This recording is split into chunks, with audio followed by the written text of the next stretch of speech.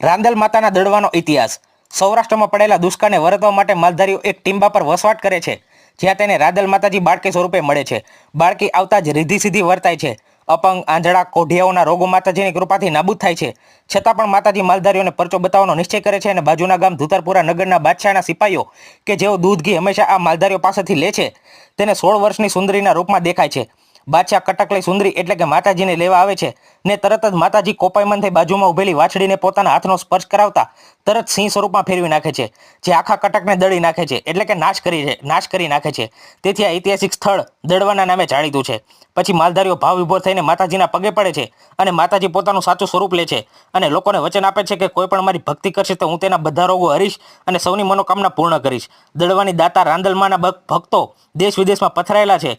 માતાજીની કૃપાથી ઘણી ઘટનાઓ બની છે અને હાલમાં પણ જે બને છે, જે આપણી બુદ્ધિથી પર હોય છે.